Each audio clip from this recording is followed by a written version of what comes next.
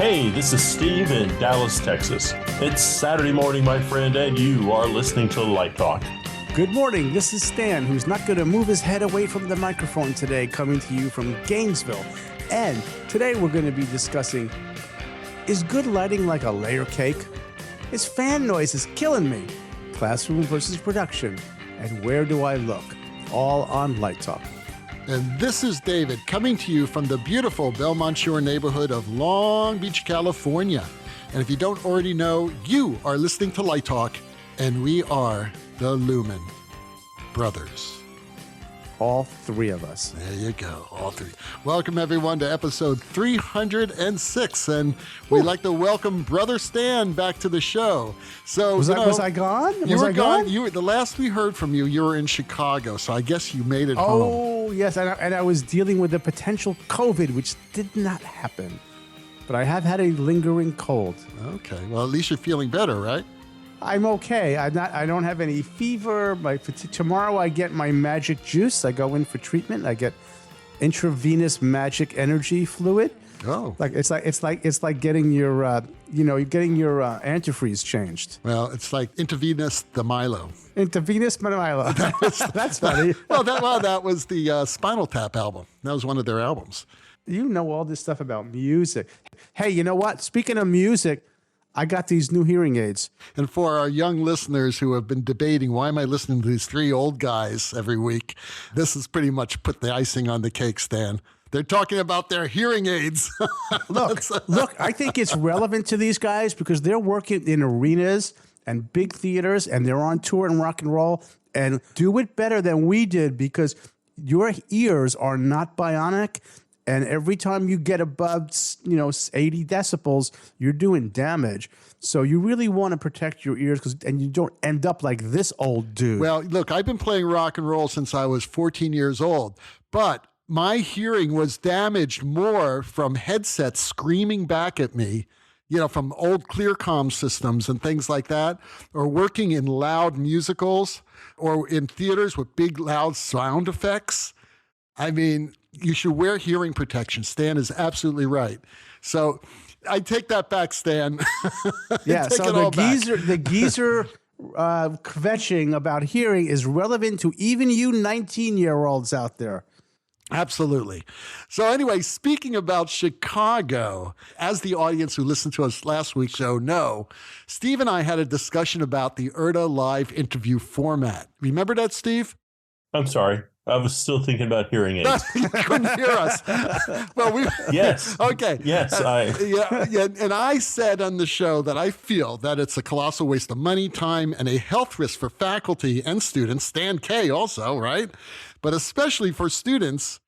Now that they have done both formats in the last 10 days, I promised to ask Steve and Stan which format benefits the student most.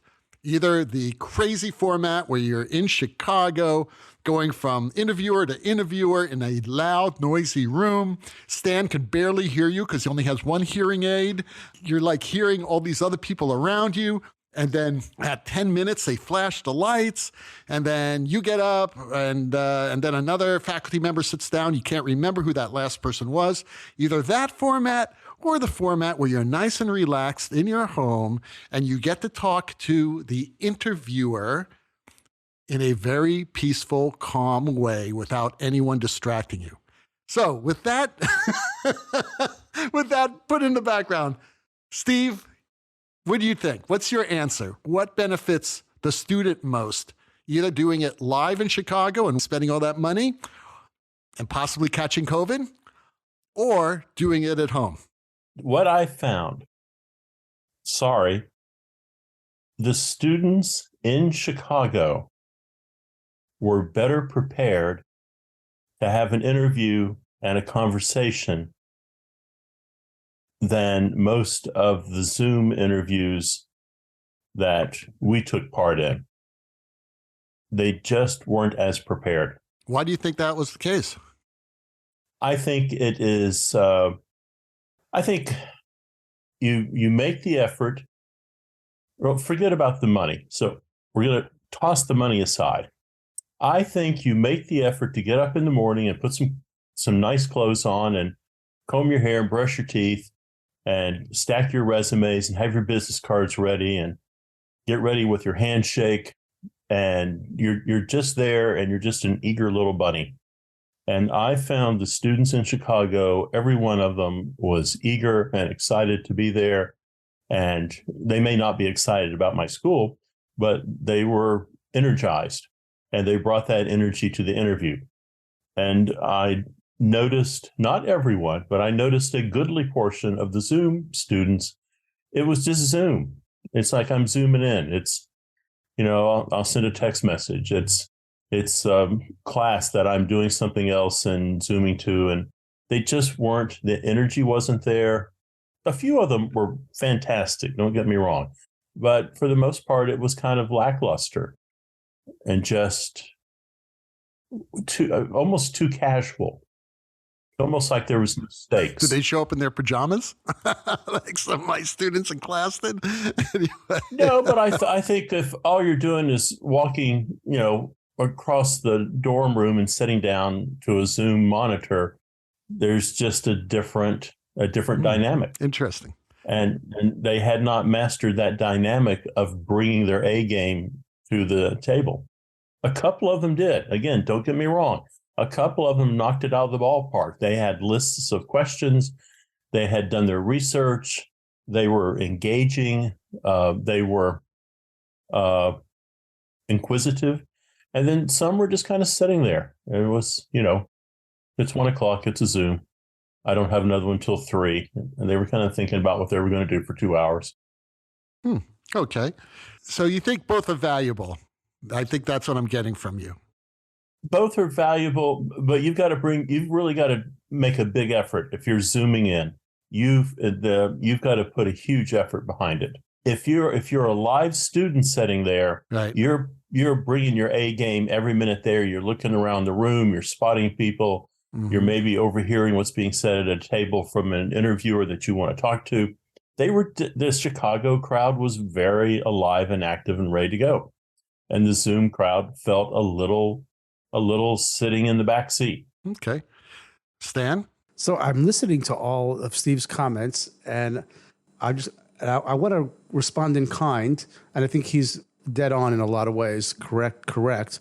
But David, you asked about environmental factors in the way you put this question forward, and I'm going to put my science head on for a minute. It's difficult to respond to those environmental factors because this year was, in science, when you do an experiment, there's like a norm, there's like a baseline, and this year was not a baseline. So this was the first year back from COVID. So the room, and I think Steve pointed this out to me at some point, was half empty. So the noise level was not what it usually is. Because I think the back 2 rows, Steve, remember, between the last row of students and then where the Roby guys were and the other guys were, there was 2 empty rows of tables. So it was a 50% capacity room. And so I didn't have the hearing problem that I normally was. It was not, the decibel level was lower. I would agree with Steve that look, let me maybe be reductionist here. Why do we love live theater is different than film and television. And I know I'm making a stretch here, but the live performance, if you will, of the recruiter and the student has a quality that is, in of itself, a thing. It's live engagement, and I don't think anything can replace that. Agree with Steve that some of them were very engaging on Zoom and had questions and were prepared and were really good, but I know that when I teach on Zoom, I'm more animated. I have to work at that. I have to be, it's an art. Let's put it this way. It's an artifice. Zoom has an artificial quality, but when you're in the room, that's real. All right. Well, there you go. I guess this was not a great scientific experiment, but it was very interesting, actually. And I was surprised. I'm surprised. So let's get on with the show. It's time for news. The Grammys were last night, and I was so happy to hear that contrary to popular opinion, that they actually did something right and they gave Bonnie Raitt an award for actually 3 Grammys for Song of the Year and some other things, because that's amazing. Everybody was expecting like someone like Lizzo or Taylor Swift to get it, and they actually gave it to an American blues artist. And Bonnie Raitt's fantastic, and I'm glad she did it. But I think Steve has some news about the Grammys, right, buddy? Well, they did something wrong too. So if you watch the Grammys, it's you probably just thought, "Oh, that's weird." And I'm talking about Harry Styles. So if you didn't see the Grammys, Harry Styles has this set, and it's an elevated raised turntable, and there's like a little walkway to get off of it, and you can go down and join the band if you want to. So the song starts, and there's, maybe a dozen dancers up there in Harry Styles. Now let's just go to Dexter, who was one of the dancers. Okay. And this is what Dexter has to say.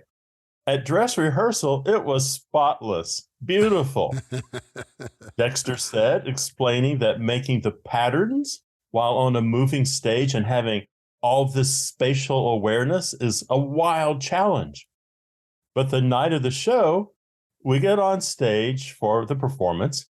The performance starts, and the turntable goes the wrong way. Oh no! so instead of going anti-clockwise, it goes clockwise. I love it. Oh my God!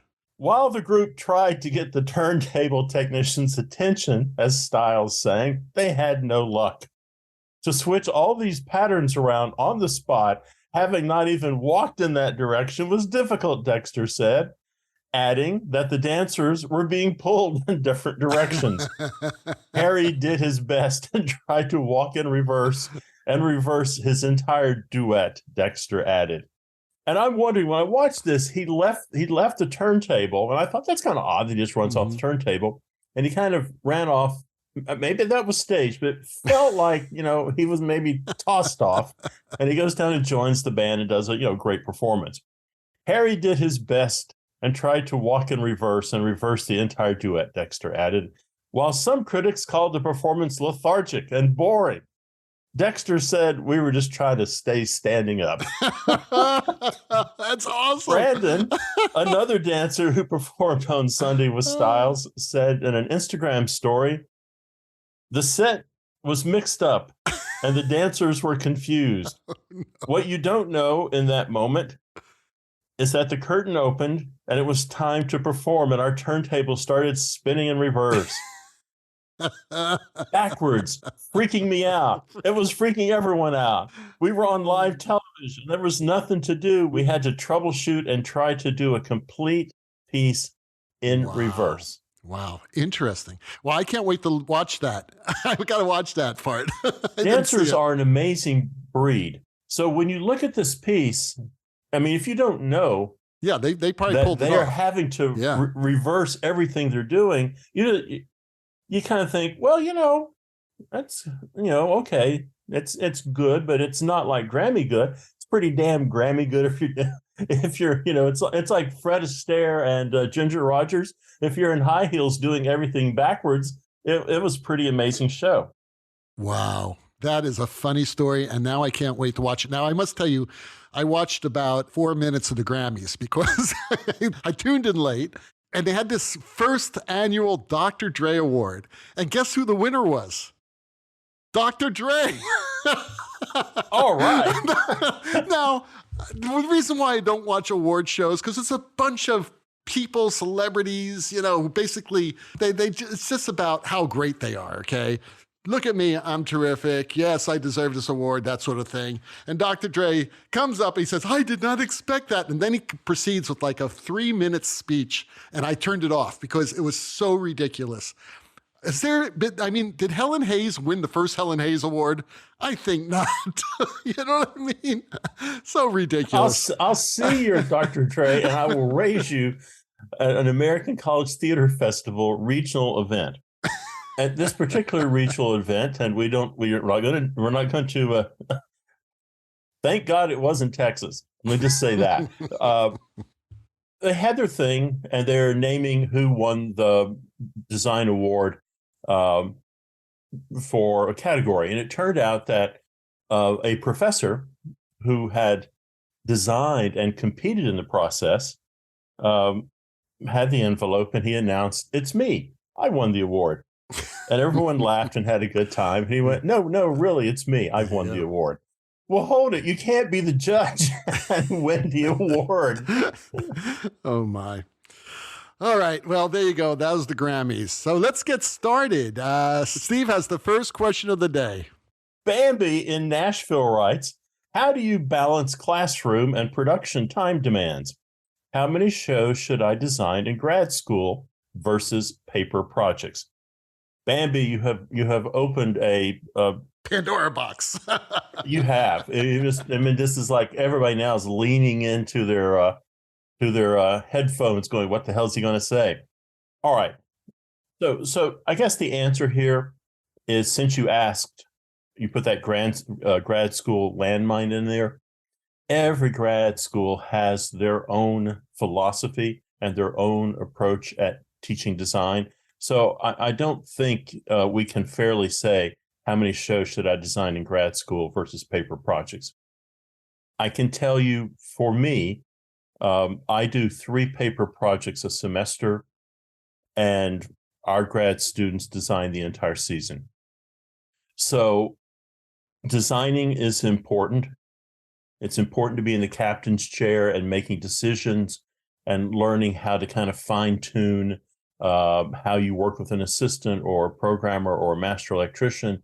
It's important in the production to be able to kind of pivot when the director says, "Hey, can I have some cloud gobos?" And it just came out of nowhere.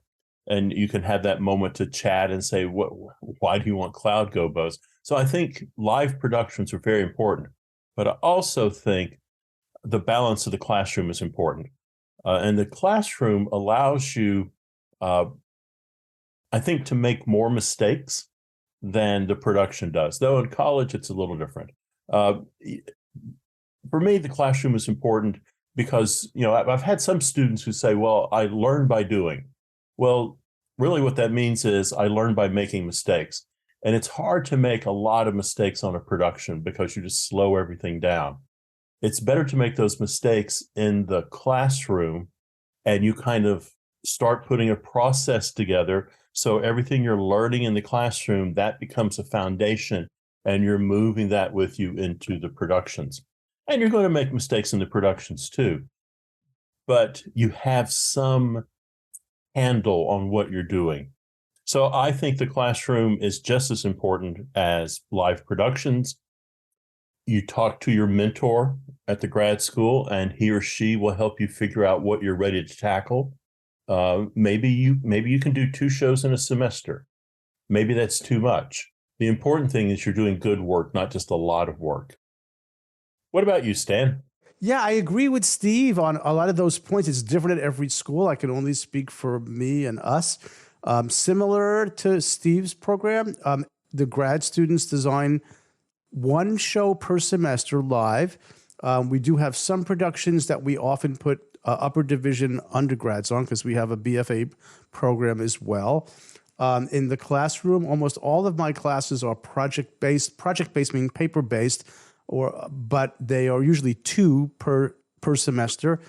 And to Steve's point, I was thinking of metaphorically, if you will, that the classroom is where you build the muscle, and the stage is where you exercise it, right? And so the coursework is building those, capabilities, so that when you get to the production, maybe you have less mistakes, or you're starting to apply what you learned in the classroom.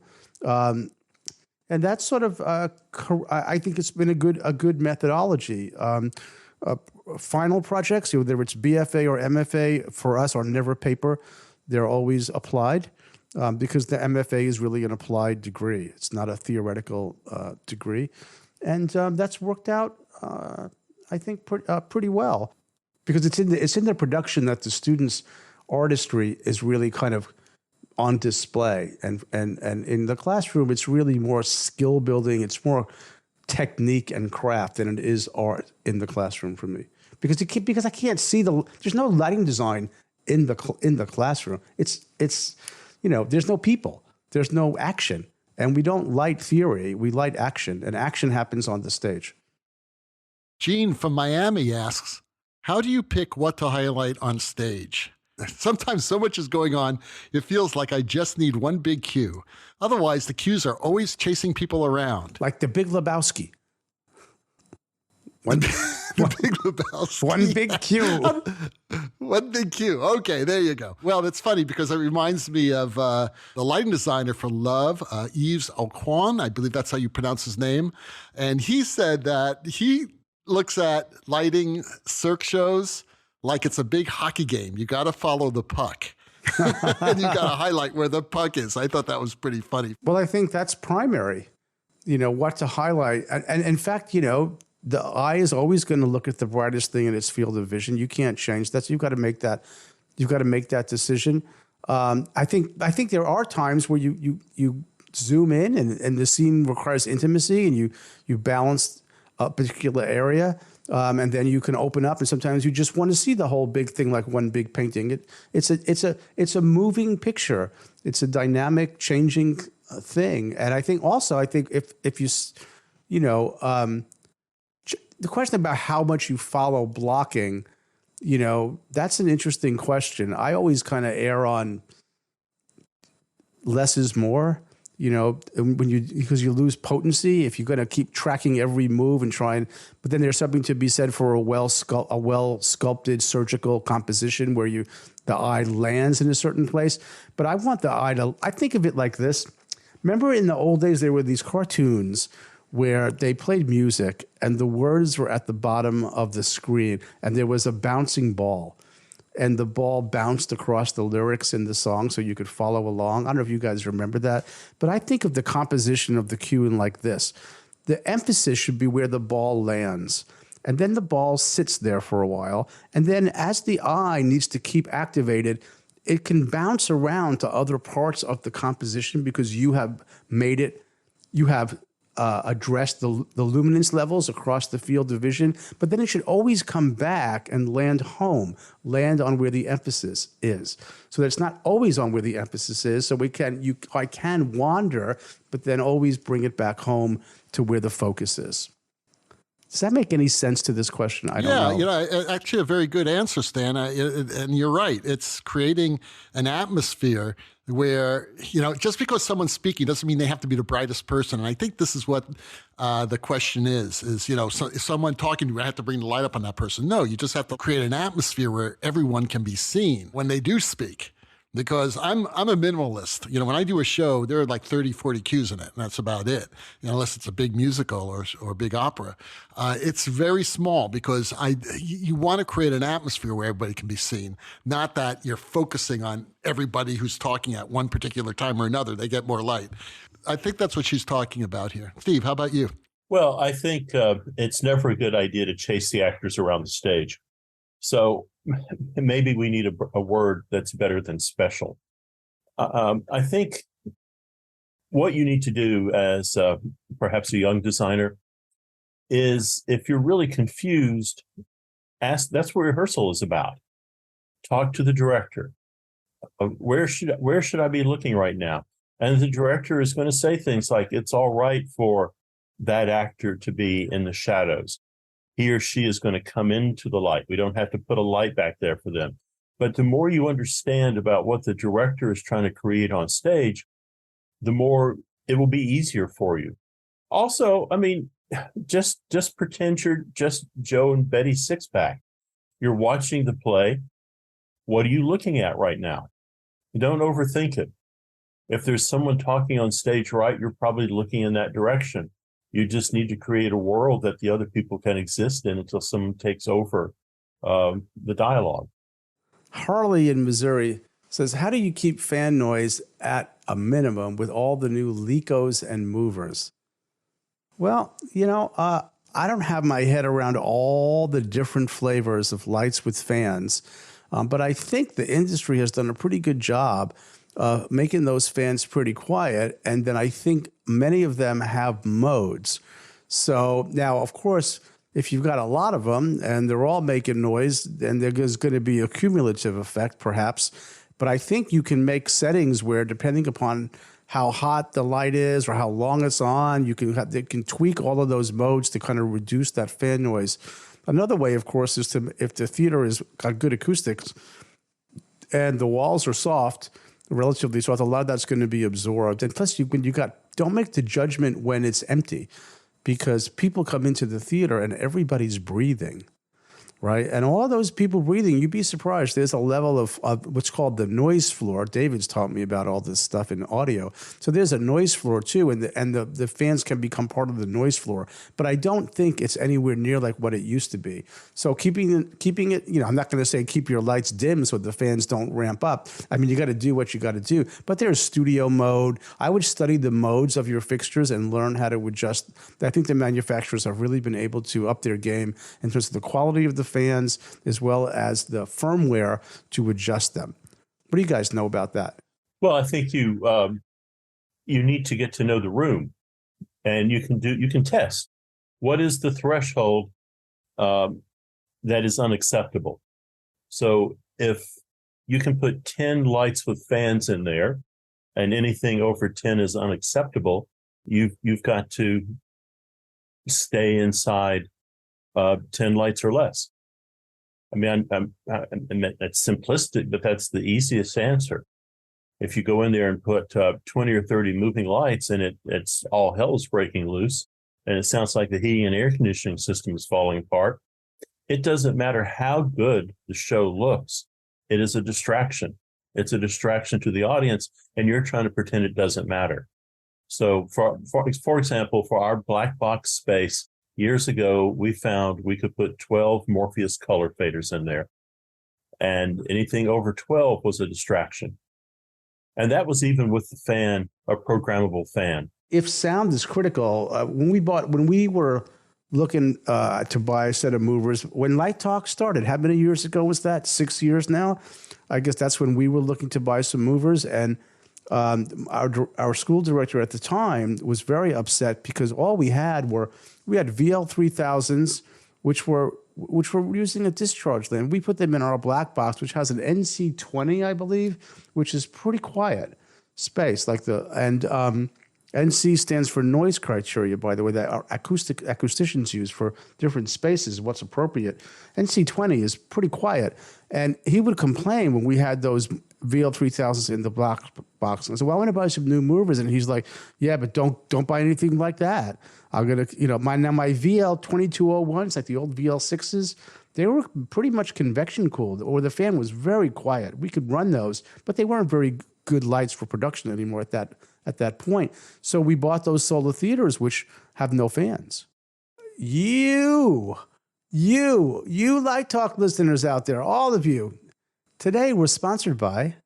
Just in time for the 2023 IRTA graduate school recruiting season, Milton Brackley's Monopoly, MFA Edition. Are you racking your brain trying to decide which graduate school to attend? Well, Milton Brackley has introduced a new board game that can make your decision easy and fun. The new Monopoly MFA Edition game. Like the traditional game of Monopoly, loved by generations of money-grubbing Americans, the new Monopoly MFA Edition is a game of luck, greed, and devastatingly poor decisions. The game is easy to learn and understand. Instead of properties, the game board is made up of universities ranked by their prestige and the monetary worth of their graduate assistantships. Your goal is to land offers from the most prestigious schools with the highest net graduate funding. Traveling around the board, you can visit campuses from Oklahoma Prairie College to Yale University. Instead of top hats, race cars, and irons, the game tokens are drama masks, tech diva, broken Lico, crescent wrench, and the ever-popular Pitbull. Your token travels around the board, visiting campuses in your never-ending search for knowledge and riches. Land on a school that is unclaimed by a game competitor, and you have the chance to claim a spot in their 2023 cohort. You and your competitors roll the dice to see how much cash and benefits that school will pay you to attend. Lose the bidding war. Or make the wrong move, like flubbing your second interview, and you land in state college. And the only way to escape that uncool fate is with a roll of doubles or with a cash donation to the school from Daddy's Trust Fund. Players build monopolies of financial offers from different universities. The player with the most valuable offers from the most schools wins. Your journey to riches can be greatly affected by landing on devastating chance cards like, forget the name of your recruiter during your interview? Ooh. Go back 3 spaces. Ouch. Book the wrong flight for a campus visit? Go to Oklahoma Prairie College. Use the wrong pronoun during your interview? Go to Mississippi Teachers College. Forget to brown-nose the recruiter in school? Go to the University of Phoenix. Or choose a deadly scholarship chess card like, your undergraduate loans are due. Pay $50,000. Neglect your senior assignments? Listen to episode 1 of Light Talk. Or you got caught plagiarizing with ChatGPT? Lose all your schools. And don't forget the real value of the utilities. You will need these to pay your bills if you are one of the losers of the game. So play the game without having to play the game. Buy Monopoly MFA Edition now. Multiple player online editions now available. Where am I? And now, back to Light Talk. Well, the sound of those sex-craved monkeys dancing about the studio means it's time for Let's Talk About. And today's Let's Talk About is all about the value of studying historic original lighting designs. Wow, this is a pretty wide open subject, Stan. Stan came up with this. This is great. Oh, so you're why don't going to you blame introduce me this, for Stan? the LTA. I see how you are. I mean, I think you need to now explain to our listeners why we're talking about this. Because I think it's very interesting. I'll tell you how it came up. So in my undergraduate 2 course, the first project, after they build the 3D environment and learn how to do all that in the first month of January, they choose a space and they build it so they get their 3D skills going. And then they get to the first thing we do, because we're a school of theater and dance, there's 2 projects. One is we do theater, dance, and musical theater at UF. So I had them do a dance piece. And then the second project, they do a big musical number. So in the dance piece, I give them some stuff to choose from, but then they're sort of open-ended, like let them pick what they want. And they could pick contemporary stuff. They could pick whatever. And both of these pieces are classic modern dance, all from the 60s and 70s. And this is where the students went. I didn't push them there. Now, interestingly, I thought, well, do you guys want to design it, your initial response to the work from yourself, or do you want to study the original design? Because these are pieces that are diamonds, right? They're like, they're repertory. And look at what the original designer did, and then make a decision for yourself. Do you want to do a recreation and really sort of honor the work of the original design and steep yourself in that? Or do you want to look at the original design and then do your own thing? And so today, one of them, the Alvin Ailey pieces of the paperwork, both the plot and the original cue sheets with levels and there are videos are available in the Lighting Archive. And then the Paul Taylor piece, we're reaching out to some designers to see if we can access that data so that, and the question is, we had this conversation, like I think personally, it's valuable to study that work, to understand how those designers were thinking, where they made the changes, what was written about it, to sort of steep yourself in something that is considered a gem, a work of art, right? That's part of the repertory. Now, I guess whether or not they recreate or whether they create anew, I'm going to leave it up to them. But I do think there's a value, and like I've been trying to get our school to do a chorus line for decades, because we have actors, we have students who are triple threats, who can act and dance and sing. We could do it, but they haven't been willing to, because I think for lighting, it's a fantastic opportunity. One, to study that seminal piece of Theron's work, the technological innovations that were made, and then to light it currently. I think it would be a fantastic thing that a school should do, and the depth at which they could go. So that's just my thoughts on it, and I'd be curious what you guys think about. Is there, I know some people say, no, don't look at what was done before, but when you got pieces that are sort of, that are revered, I think there's something to be learned. But then what you do with that information is another story. Well, my only comment about that is that you really can't see the lighting when you're watching it. You know, if indeed you are actually have a video of it, lucky enough to have a video of it, because a lot of these you don't. They are. You know? They're and out the there. video, but they're terrible. They're horrible. But there are, I mean, you there are can't more tell what the recent lighting ones is. done with that honor the original lighting. It's But watching yes. 2D in a 3D world. True. And it's, I don't know. All I could say is queuing, understanding queuing, you could get through that. I could see that if the video is decent. But as far as composition, I don't know. I don't know. I don't know But how but valuable they could it be is. looking at the video and looking at the cue sheets and say, "Oh, there's the change, and here's the levels and which systems and what lights they brought up and down." And I don't know. Plus, I would argue this, Dan, and I don't know this for sure, but I assume that if Theron had the equipment that's available now, that chorus line would look nothing like it did originally. Agreed. So, why tell a student you got to go back 50 years, right? And look at that, what the zeitgeist was, what the styles were, all that. That's the past.